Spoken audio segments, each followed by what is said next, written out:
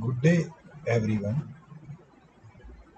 Today's lecture is on linked list, and today we will discuss about the dynamic implementation or pointer implementation of linear linked lists.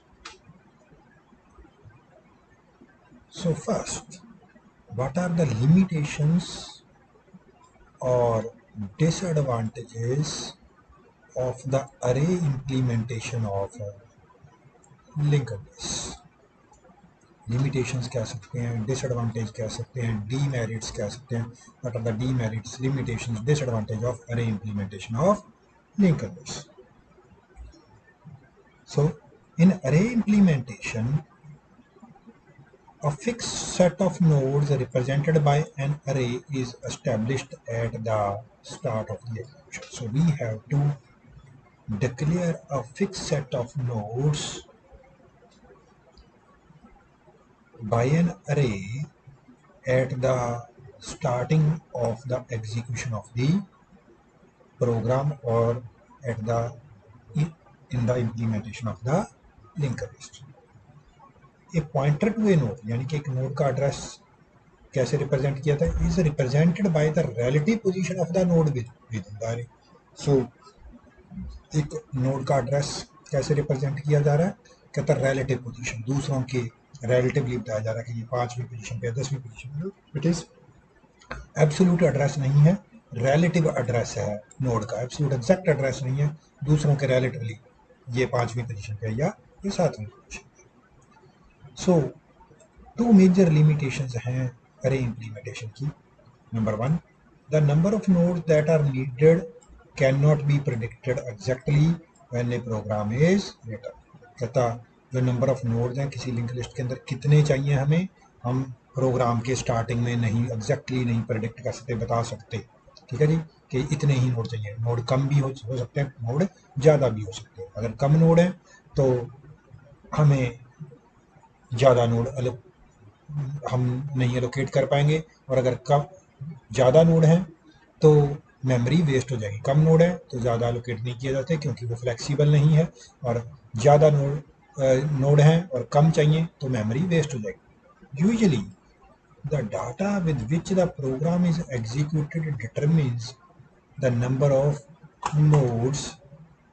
Usually the data with which the program is executed, कहता generally जो data है वो determine करता है कि कितने number of nodes हैं. सो it is always possible that the program will be executed with input that requires a larger number irrespective of the elements the array of nodes contains.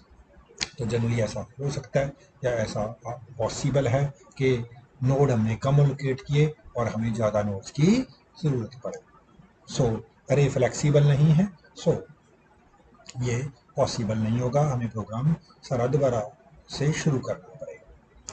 The number of nodes that are declared must remain allocated to the program throughout its execution. कहता जो आपने अरे के अंदर node एक बार allocate कर दिए या डिक्लेयर कर दिए, वो प्रोग्राम की लाइफ टाइम के दौरान तक एग्जीक्यूशन तक उसको अलोकेटेड ही रहेंगे. And thus wastage of memory if a small number of nodes are used in the program. अगर कम नोड चाहिए और आपने ज़्यादा अलोकेट कर दिए तो क्या होगा, मेमोरी वेस्ट हो जाएगी. सो इन दोनों प्रॉब्लम्स का सोल्यूशन क्या है? The solution to these problems are to allow nodes that are dynamic in nature, that is ऐसे नोड्स जो रन टाइम पे अलोकेट किए जा सके. When a node is required storage is reserved for it, and when it is no longer needed the storage is released. Storage वापस main pool के अंदर return कर दी जाए जब जरूरत नहीं है, और जब जरूरत है तो मेन पूल में से मेमोरी को हमें अवेलेबल हो जाए. सो इस तरीके की हमें कुछ टेक्निक यूज करनी है. सो how to allocate and free dynamic variables. How to allocate and free dynamic variables. Dynamic variables को कैसे allocate करें और कैसे free करें, तो कहता इसको हम पॉइंटर्स के थ्रू कर सकते हैं. A pointer variable to an integer can be created by the declaration int star p. ये क्या बता रहा है कि p is a pointer to an integer. p क्या है, एक पॉइंटर है टू एन इंटीजर, यानी कि p एक इंटीजर के एड्रेस को स्टोर करेगा। p can store an address of N integer. So once a variable p has been declared as a pointer to a specific type of object, we can dynamically create an object of that type and assign its address to p. p can hold the address of an integer. This is the meaning of int star p. p is a pointer variable of type integer. So this may be done by the function. So ये कैसे possible है? By the function malloc size. So malloc नाम का memory allocation, malloc नाम का function है जो C के अंदर डायनेमिकली मेमोरी एलोकेट करता है, रन टाइम पे मेमोरी एलोकेट करता है to its variables. malloc dynamically allocates a portion of memory of size जितना साइज आप बताओगे उतने साइज की मेमोरी को एलोकेट कर देगा, and returns a pointer to an item of type character. और बाय डिफ़ॉल्ट वो करेक्टर टाइप का एड्रेस रिटर्न करेगा, यानी कि फर्स्ट बाइट का एड्रेस जो उस जितने साइज की आप मेमोरी लोड करोगे, मान लीजिए 10 बाइट की आपने मेमोरी की, तो बट वो फर्स्ट बाइट का एड्रेस रिटर्न करेगा, that is called character type. ठीक होगी जी बात। करेक्टर का मतलब है फर्स्ट बाइट का एड्रेस रिटर्न करेगा। Now how to allocate and free dynamic variables. Dynamic variable को हैं जो वो फ्री और अलोकेट कैसे करने हैं वो देखना। So consider the declaration int star P I float star P R. P I is a pointer to an integer, P R is a pointer to a float. ये दो वेरिएबल मैंने declare किए। Now the statement P I equal to int star malloc size of int.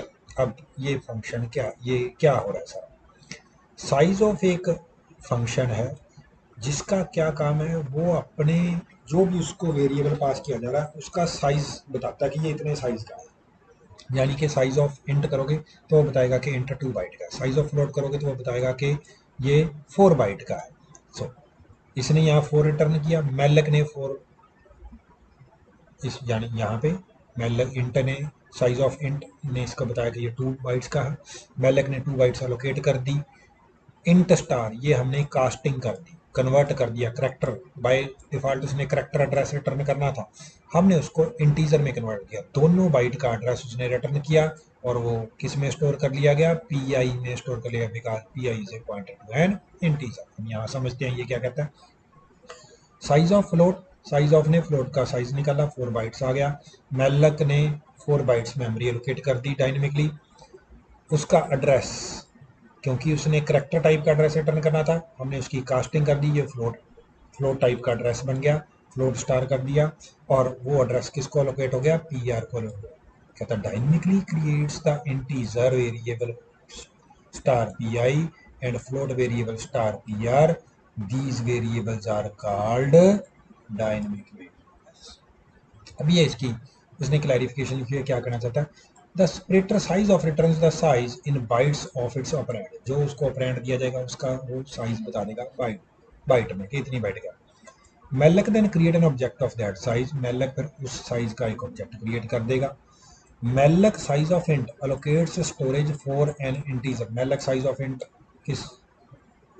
कितनी size का storage allocate करेगा, integer size का allocate करेगा। और मेलक साइज ऑफ फ्लोट कितने का करेगा, फ्लोट साइज का करेगा, यानी कि ये 2 बाइट का करेगा तो ये 4 बाइट का। Malloc also returns a pointer to the storage it allocates. Malloc उस जो स्टोरेज उसने क्रिएट की उसका एड्रेस भी रिटर्न करता है, पॉइंटर करता है।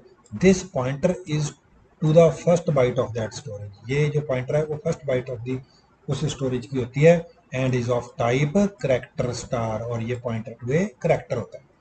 To point to an integer और रियल, अगर आप पॉइंट टू रियल और इंटीजर करना चाहते हो we use the cast operator, casting कर देते हैं। तो ये फिर क्या करोगे, इंट स्टार या फ्लोट स्टार, तो वो यहाँ 4 बाइट का एड्रेस ले लेगा, यहाँ पे 2 बाइट का पूरी की पूरी मेमोरी का एड्रेस ले लेगा, तो उसकी कास्टिंग करनी पड़ती है। नेक्स्ट चलिए अब इसके बेस पे आप क्वेश्चन देख लें। What is the output of the following code. ये दो हमने पॉइंटर वेरिएबल डिक्लेयर कर दिए, star P and star Q. X मैंने एक टेम्परेरी वेरिएबल इंटीजर टाइप का डिक्लेयर कर दिया। पी को हमने डायनेमिकली मेमोरी एलोकेट कर दी, कितने साइज़ की, इंटीजर साइज़ की, और उसका एड्रेस की हमने कास्टिंग कर दी तो वो इंट स्टार हो। स्टार पी के अंदर हमने 3 डाल दिया तो वैल्यू 3 हो गई, यानी कि उस ऑब्जेक्ट के अंदर स्टार पी उस ऑब्जेक्ट को इंडिकेट कर रहा है जिसका एड्रेस पी के अंदर है। स्टार पी के अंदर हमने 3 कॉपी कर दी। यहाँ पे देखिए मेलक ने ये स्पेस जनरेट कर दी, अगली जो स्टार पी इक्वल टू 3 है उसने वैल्यू 3 एलोकेट कर दी पी को। देन एक्स इक्वल टू 6 कर दिया, एक वेरिएबल जो हमने ये एक्स लिया था, ठीक है जी, स्टैटिक वेरिएबल, इसकी वैल्यू हमने 6 कर दी।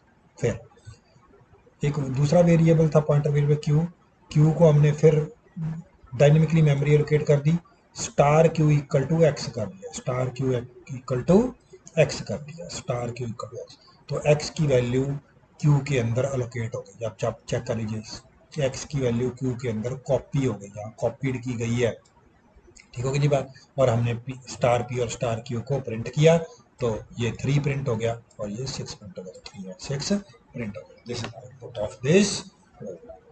यहाँ तक बात क्लियर है जी। चलिए आगे देखते हैं। अब मेलॉक और फ्री दोनों हम यूज कर रहे हैं फंक्शन मेलॉक एंड फ्री। सो ये जो नीचे वाली लाइंस है और ये फिगर है, ये फ्री फंक्शन की इफेक्टिवनेस शो करेंगे। देखते हैं क्या करें। इंट स्टार क्यू, पी और क्यू दो पॉइंटर वेरिएबल है टू एन इंटीजर। सबसे पहले हमने पी को डायनेमिकली मेमोरी एलोकेट कर दी और पी की वैल्यू कर दी 5। चेक कर लीजिए, पी को डायनेमिकली मेमोरी एलोकेट हो गई और पी की वैल्यू हो गई 5। यहाँ तक हमारी स्टेटमेंट्स एग्जीक्यूट हो गई। क्यू को डायनेमिकली मेमोरी एलोकेट कर दी गई और क्यू की वैल्यू हो गई 8। तो ये यहाँ पे कुछ ऐसा बन। नाउ पी को अब इसने फ्री कर दिया, पी को ये फ्री कर दिया, पी ये जो पी था ये फ्री हो गया, ये अवेलेबल पूल के अंदर चला गया, ये खत्म हो गया। फिर इसने p इक्वल टू क्यू कर दिया, p इक्वल टू क्यू, ये एक इंटीजर वेरिएबल क्रिएट किया गया था, तो p इक्वल टू क्यू, यानी कि p इक्वल टू का q का मतलब है जो p जिस ऑब्जेक्ट को पॉइंट कर रहा था, सॉरी q जिसको पॉइंट कर रहा था p भी उसको पॉइंट करना शुरू कर देगा, p जिसको पॉइंट कर रहा था q भी उसको पॉइंट करना शुरू कर देगा।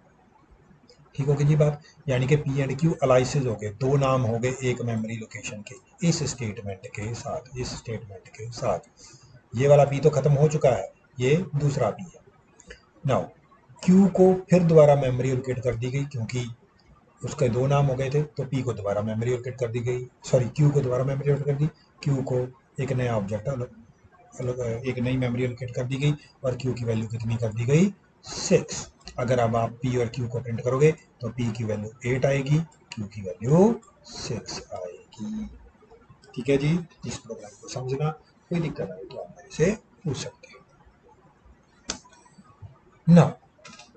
जो फ्री फंक्शन है is used in C to free the storage of a dynamically allocated variable.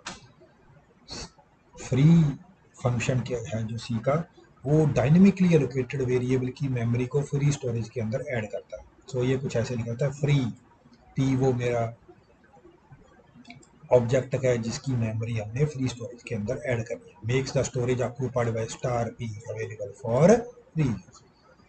एक और बात जो चीज नोट करने वाली है, the value 0 can be used as the null pointer. Array implementation के अंदर 0 को हम नल पॉइंटर नहीं यूज कर सकते थे, क्योंकि हमारा इंडेक्स 0 से शुरू होता था, वहाँ पे हम -1 यूज करते थे या कोई दूसरी नेगेटिव वैल्यू यूज कर सकते हैं। बट पॉइंटर इम्प्लीमेंटेशन के अंदर हम 0 को as a null pointer consider करेंगे। एनी पॉइंटर वेरिएबल में भी सेट टू दिस वैल्यू, कोई भी पॉइंटर वेरिएबल को हम इस वैल्यू से सेट कर सकते हैं, तो इसका मतलब है उसकी वैल्यू नल हो। Define null equal to 0, null की हमने वैल्यू कितनी डिफाइन कर दी, 0, and null is a global variable, जिसको बिना पास किए हम एक्सेस कर सकते हैं। डायनेमिक इम्प्लीमेंटेशन कैसे होगी लिंकर लिस्ट की, लिंकर लिस्ट की डायनेमिक इम्प्लीमेंटेशन कैसे होगी। As we have the dynamic variable for allocating a free a variable, these can be used to implement linked list. So हम डायनेमिक वेरिएबल्स को link list को implement करने के लिए यूज कर रहे हैं, यानी कि पॉइंटर्स को।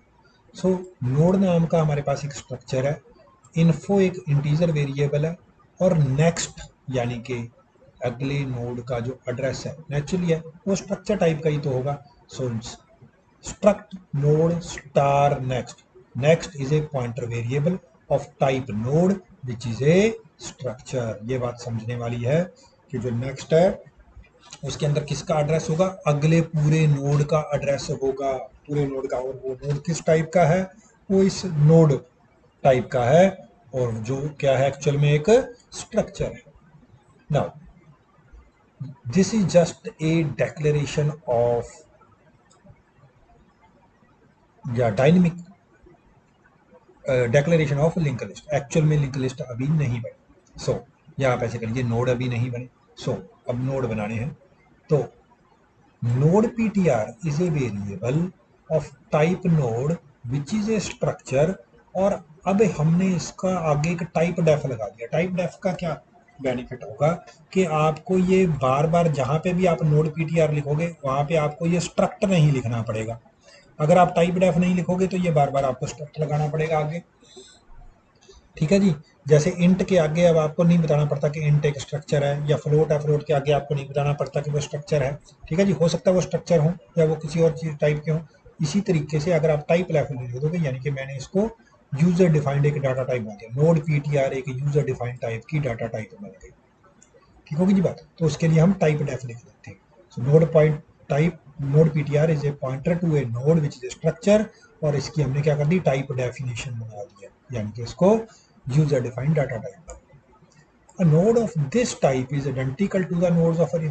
ये जो नोड है ये सेम है जैसा अरे इम्प्लीमेंटेशन के अंदर बना था, बस एक ये डिफरेंस है कि वहां पे जो एड्रेस था ये स्टार नेक्स्ट वो इंटीजर टाइप का था, यहाँ पे वो पॉइंटर टाइप का है. ठीक होगी जी बात. Is identical to the nodes of the array except the next field is a pointer rather than an integer. ये पॉइंटर टाइप का है, इंटीजर टाइप का नहीं है.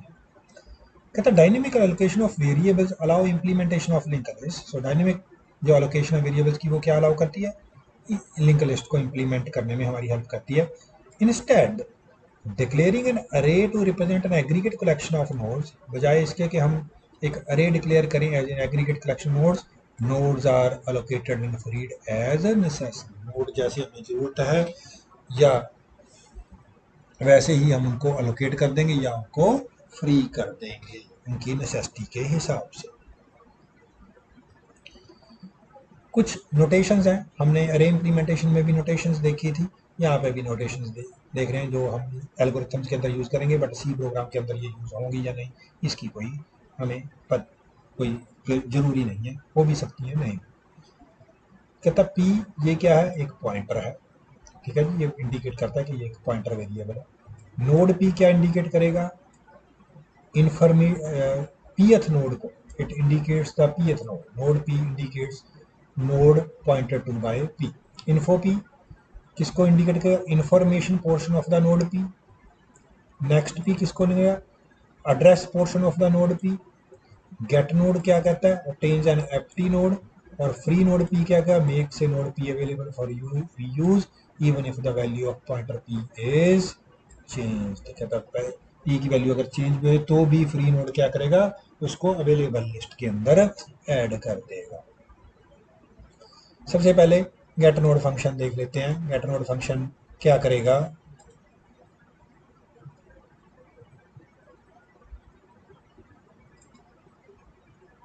कहता गेट नोड का क्या काम है, गेट नोड अवेलेबल लिस्ट में से एक नोड लेगा और उसका एड्रेस हमें रिटर्न करेगा.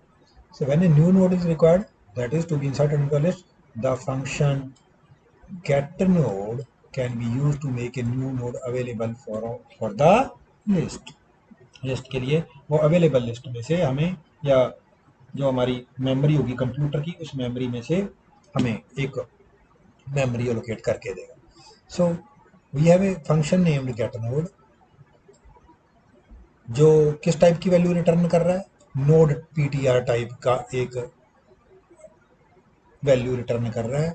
हम इसको कोई वैल्यू पास आउट नहीं कर रहे.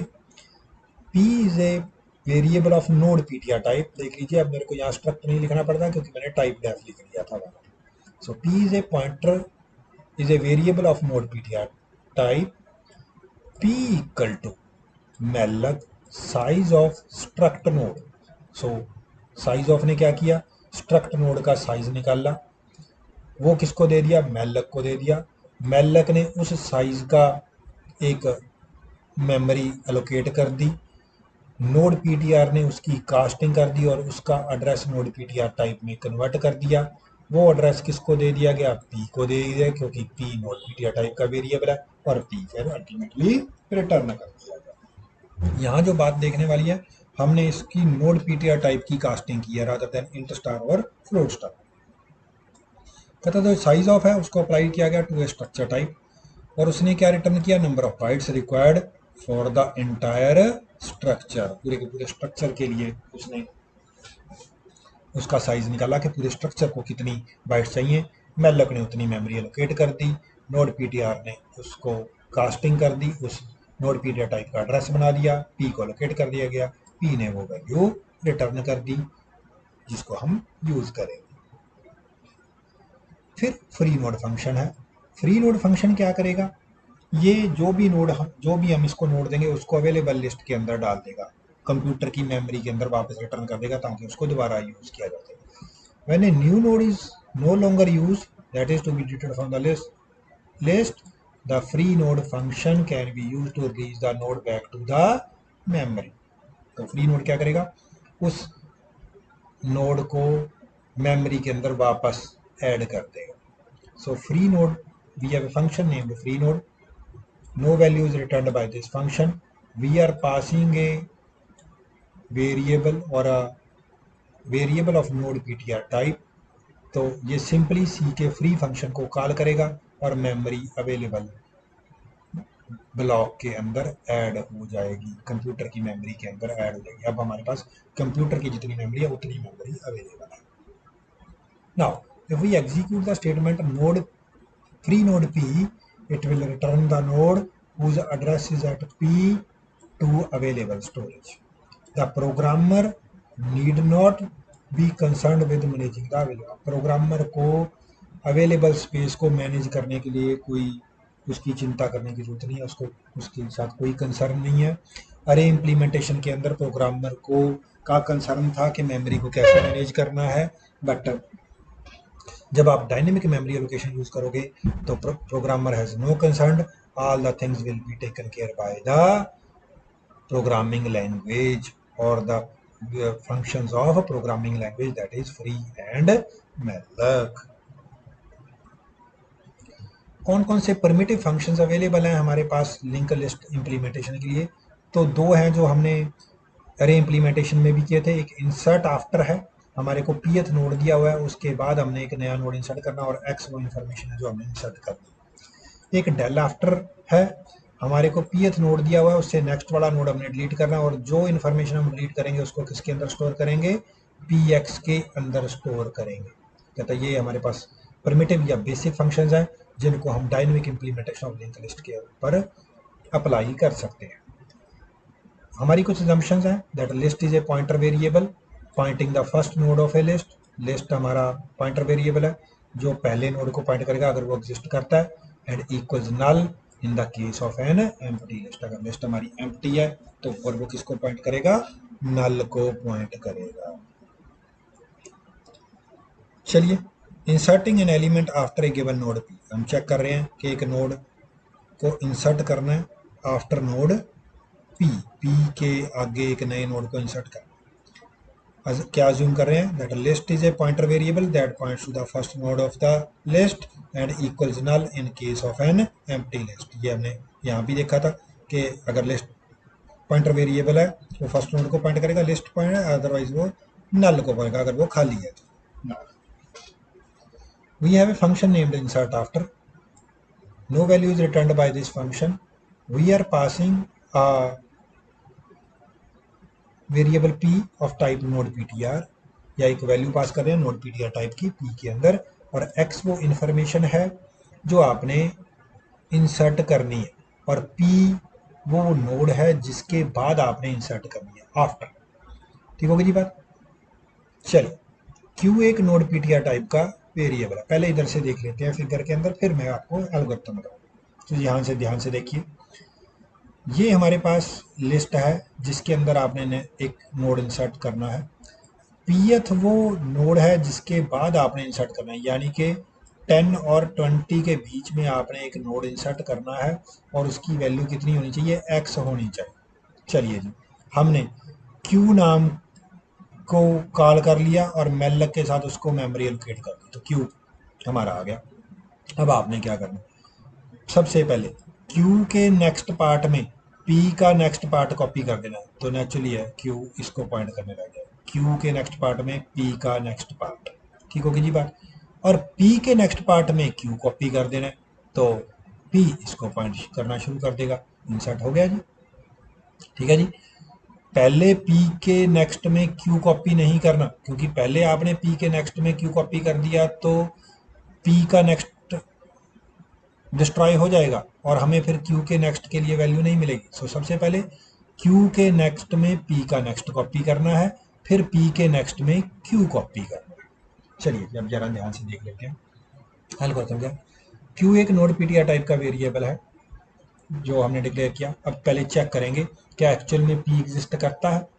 If P equal to null, अगर P की वैल्यू नल है यानी कि P ही एग्जिस्ट नहीं करता जिसके बाद आपने नया नोड इंसर्ट करना है, तो हम इनवैलिड इंसर्शन कह देंगे और प्रोग्राम से एग्जिट कर देंगे।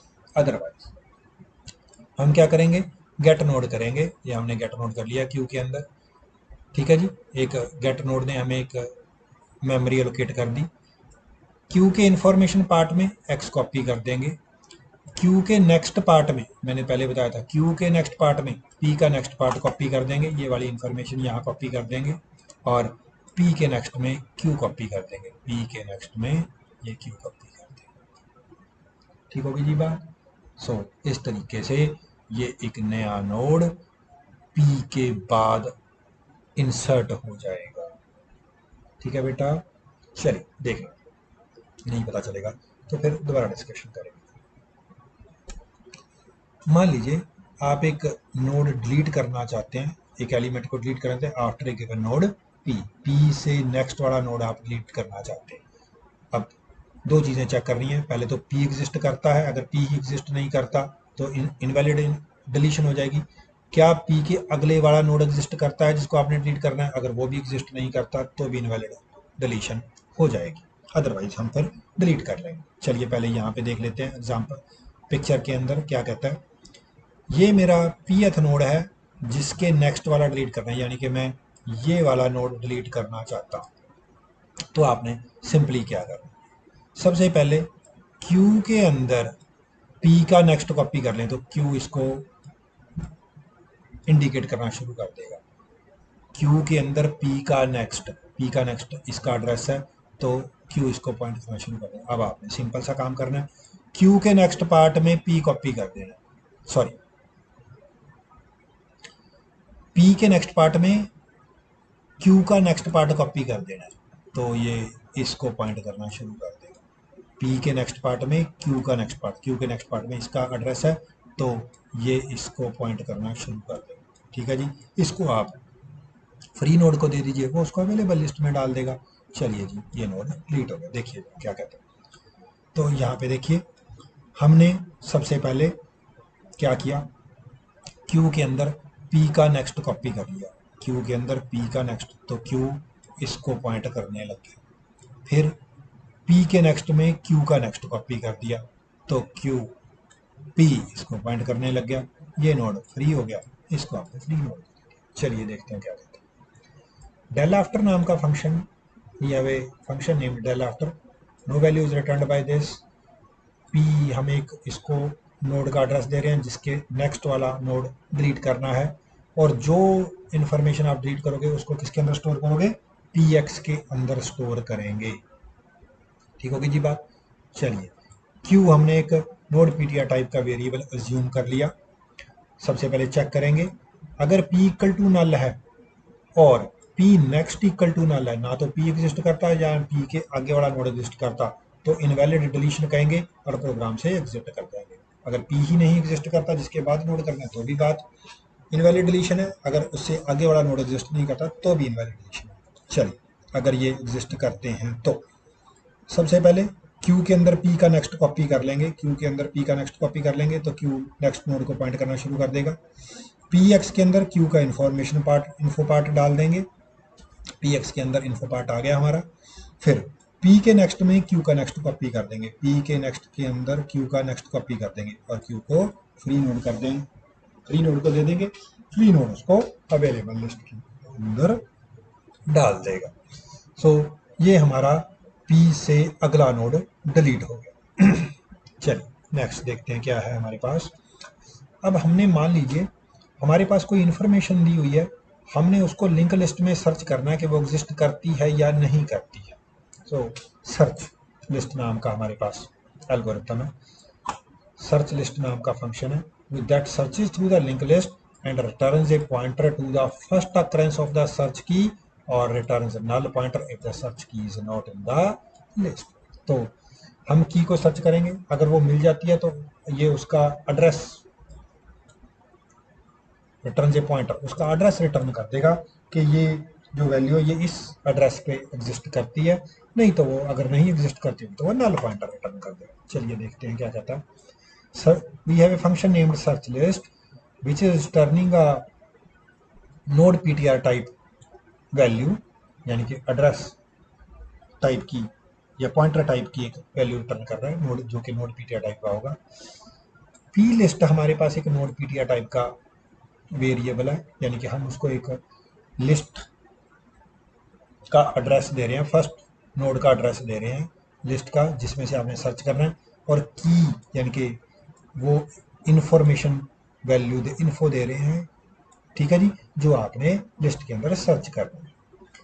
पी एक टेम्परेरी वेरिएबल मान लिया हमने नोड पीटीआर टाइप का।